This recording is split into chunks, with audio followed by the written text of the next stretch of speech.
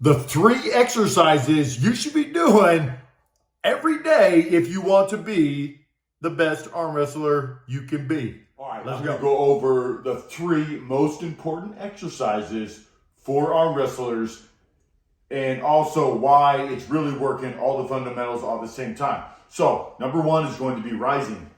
There's lots of different ways to do it. One of the easiest ways where you really feel the tension, you'll stick your hand through the belt and then put all the weight at the highest you can, highest point you can. And the focus here is going to be wrist flexion up and either hold it or do small pumps. But really holding it and flexing it is key. That's going to be realistic. That's what you're going to do during a match. So you're simply going to put your elbow on the pad. And for me personally, I like to start most of the time the top right side of the pad. That way I can slide to the back left side. So most of the time when I practice exercises, I will put my elbow right there. Now, if you don't have an arm wrestling table, get some kind of box or something. Do this off a platform so you can get the feel of how it is to really arm wrestle. So rising, we're gonna keep this locked. So from here to here, you're gonna try to keep that the same. So get as tight as you can. You're gonna hold this position. That's probably the most important right now. So hold this position. You will feel your bicep fire off, move your shoulder. You're gonna get behind your shoulder. And then if you have a table, you want your other arm on the left side. So either you're gonna push or you're gonna pull, whatever you feel comfortable with. You're gonna get your leg position. That's a whole nother video. So after you set your body up, just like you're gonna pull, you're simply going to rise up and flex your riser. Keeping the isometric tight is probably my number 1 pick. So isometric tight, I'm already starting to get a mega pump going right now. So tight, and then you're just gonna rise up. So picture like a leverage and like a 2x4 or something where you're picking up something, and it's basically you want that cable angle down a little bit, and you're just gonna leverage up. Leverage up. So that's rising. And then the next one I like to do is supination.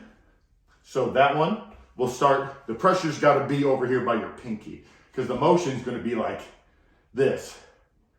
Supinate, mainly done for hooks or a press finish. The most common way to press finish would be supination. So no matter what you do, you gotta work some supination. So even if you're a top rower.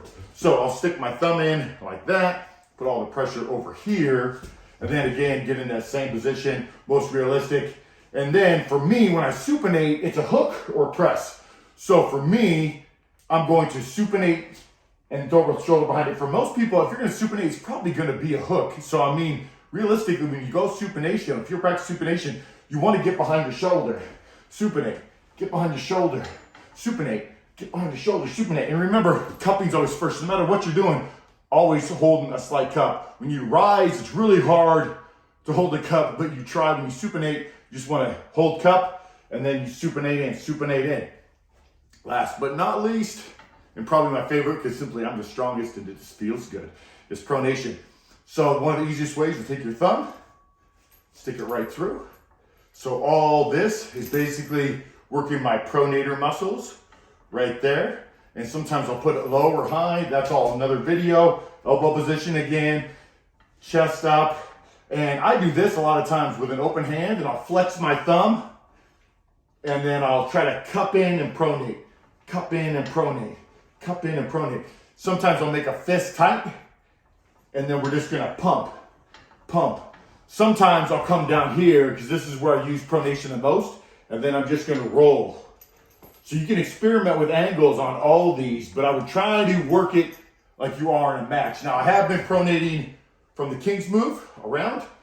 So since I started doing that in practice, this is one of my favorite ways to practice pronation. It's like a King's move pronation. It's a lot of fun. I almost can do the full stack doing these. So definitely experiment with different ways of doing it. But those are your 3 bread and butters. You got rising, supination, pronation. Focus on those number 1, and preferably find some kind of box. Tables preferred if you can. If you really want to be good on wrestler, invest in a table. You just kind of got to do it.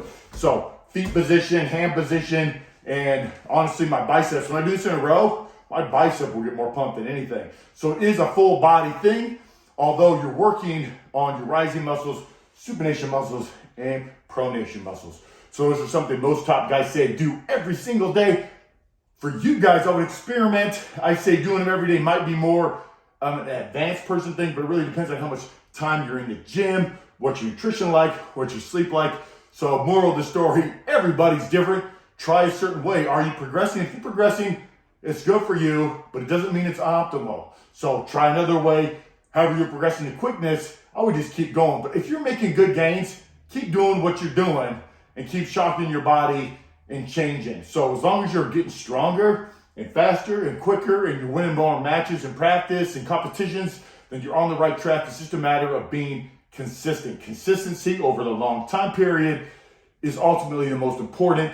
In order to be an elite, most guys, it'll take them, if you're really good, maybe 5 years. Most top pros, I would say, from what I understand, around 10 years of being consistent. But a lot of the top pros are at the top of the game.